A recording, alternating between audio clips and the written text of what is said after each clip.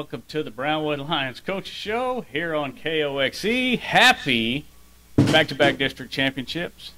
Happy 100th career victory to the star of the show. Well, thank you very much. I'm very humbled with the amount of people that have congratulated me for that. To me, it's just a reflection of the kids and the programs that I've been a part of. The Lord blessing me, that's for sure, and put me in a position to be successful with great communities, great school districts, and great groups of kids. So that's really a reflection of the school districts and the kids I've been able to work with, not myself for sure. Well, hurry up and blow out your candles before you set the building on fire.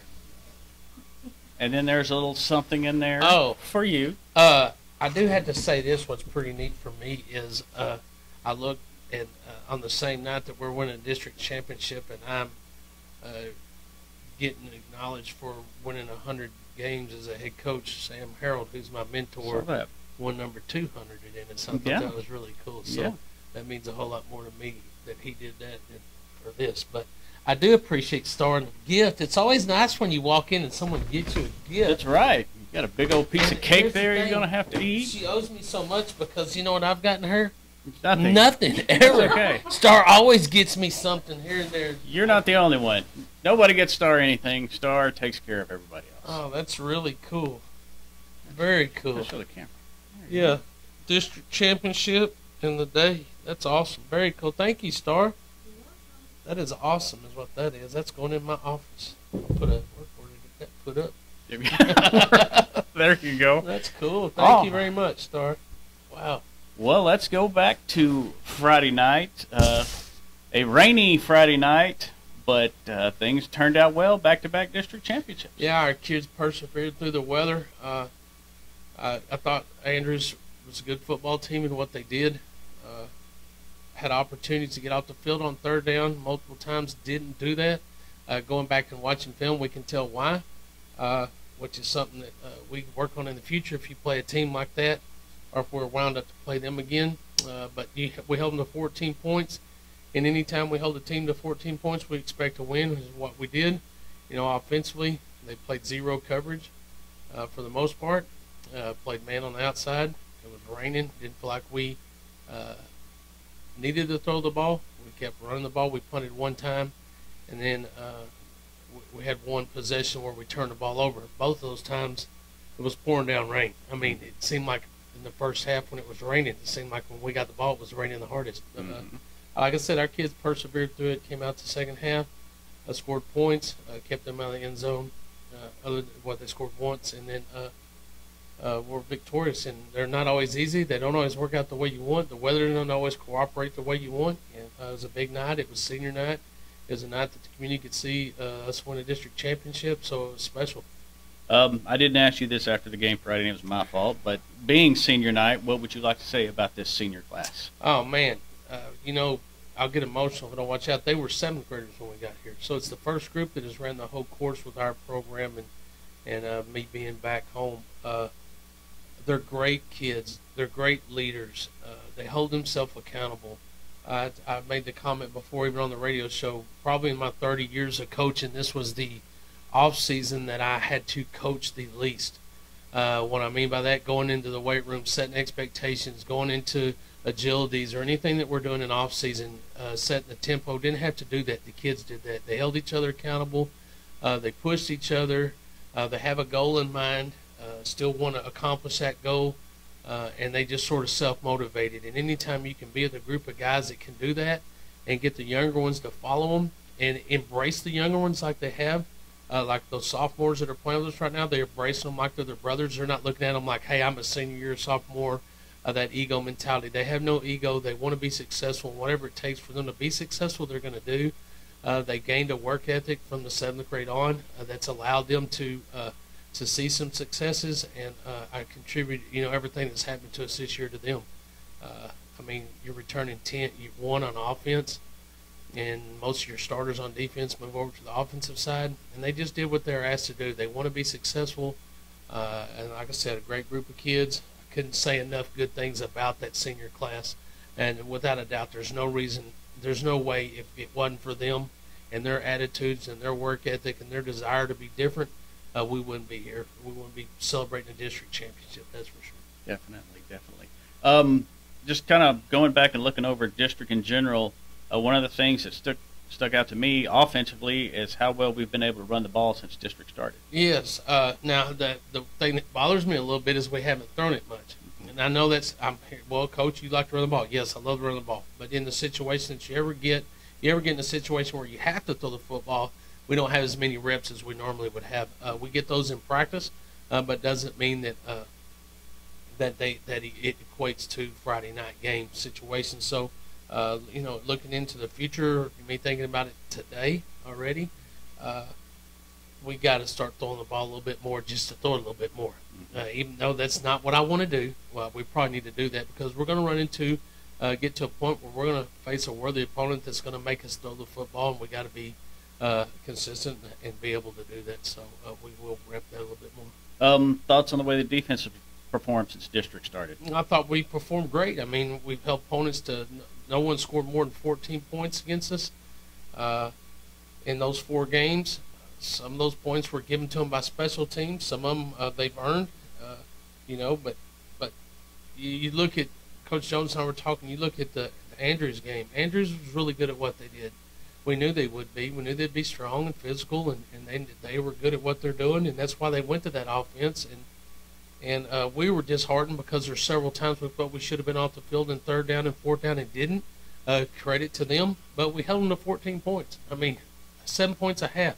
You can do that, you should win ball games. So really nothing to worry about defensively or to concern ourselves about. It's just, a little pride for us in the fact that we felt, we wanted to dominate a little bit more.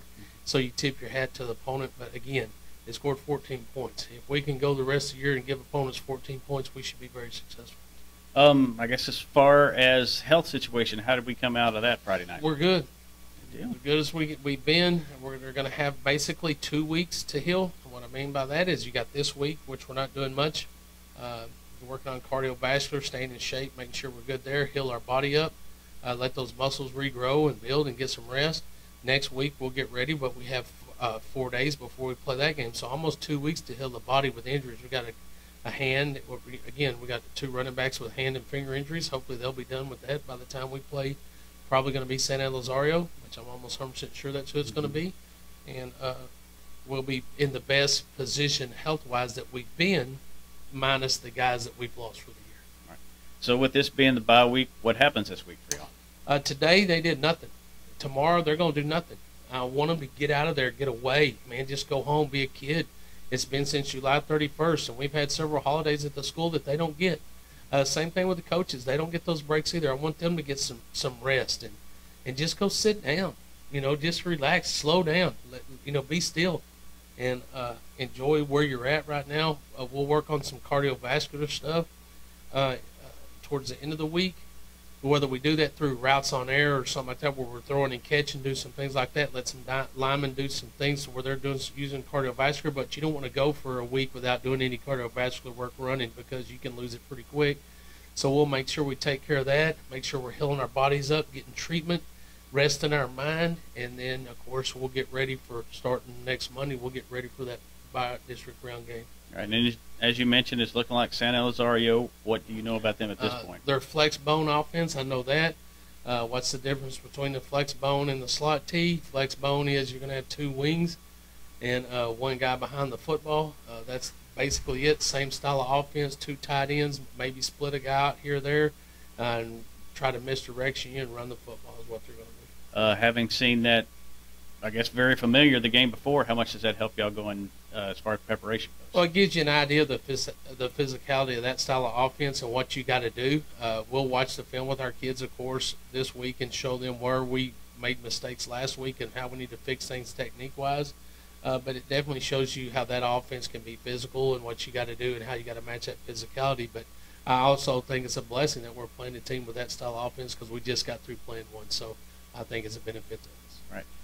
Looking way ahead, just the region as a whole, as far as the playoffs go, how does that shape up? How have you looked at that? Yes, I mean, if my projection would be, if we were to make the run through the region, it would be San Elizario, probably Dumas or Randall, sorry, it'll be Dumas, I would imagine. And then round 3 would be Springtown, and then Decatur in the regional finals, and then it looks like there's a chance that could be a Steveville in the semifinal. When you look over there in their bracket, that southern part of that bracket has all the dudes in it. La Vega it'd be La Vega, it would be Salina, it would be China Spring, Anna would all be in that same southern side of that bracket. Steveville would be up there in the northern side with Paris and whoever else. So they put themselves in a position to make a big run as well. All right. Yeah, we'll have to see how all that turns out. I guess what else is going on or has been going on? Well, basketball had a scrimmage on Saturday. Mm-hmm. Don't know anything about that. Hadn't had a chance to talk to Coach Schwartz today. But this Friday, we don't have anything going on the rest of the week other than we do have Sydney Wyndham going to Round Rock to run in the state championship on Saturday, November the 4th. So I want to wish her the best of luck. Her and Coach Lipsy are going to run down there. I hope they walk down there and then she can run the race a little better. But they're going to head on down there, and wish her the best of luck as she competes in the cross-country state championship. And the varsity wasn't the only team to win a district championship last week. That's right. Our JV was undefeated, 10-0. I think that's the third year in a row our JV has been undefeated, so congratulations to them. And here's the thing. We took 7 of their dudes, maybe 8 of their dudes, and put them on the varsity, and they still were resilient. They still went out there. Just shows you the talent level and the desire that those kids have. They were undefeated. They beat Andrews 41-6. Our freshmen were successful as well against Andrew. They were district champs, 35-12. Our combined team had to play Llanos JV, which wasn't really a match. It was not a good lineup, but it was a game for them. They weren't successful in that game, but I was really proud of the way they played. So everybody got opportunities to play last week, and were victorious for the most part. All right. So did we hit everything? It's kind of a slow We're open week. On Friday. It is a slow week, and I'm ready for a slow week. I'm telling you. It's nice not to have to get up on Friday, Saturday morning and grind all day, and then after church Sunday go grind in the afternoon just to sit around and watch the Cowboys dominate and the 49ers to lose, and Kansas City lost and Texas won and A&M won. I mean, it's a pretty good weekend. So I guess walked in just in time to see Garcia hit a home run in the 11th to win that game. So it's a good weekend. Yeah, well, I guess I know what you did this weekend then. Star gave me an awesome present. Man, this is going up in my office. It's awesome. I love it. Yeah, Star's okay most of the time. She is. I got to do something for her. I'm going to buy her a NASCAR so she can drive around town. Cook her some meat. When I win, I need to cook her something. Yeah. I can do that. Actually, we were going to get you a brisket to cook for us, but we thought this might be better. Well, that was kind of selfish on our part. I cooked ribs. My cousin was here, Sherry, and her husband Ken, and my sister was here for the game and stayed the weekend, and we cooked ribs and pork tenderloin and jalapeno hominy and all kinds of beans. You're making my mouth water. Cut all that out. All kinds of good stuff. We did a lot of grazing at the Burnett house this weekend. We did some karaoke. Oh. Man, it was good times. I'm sure that was a sight. Yeah.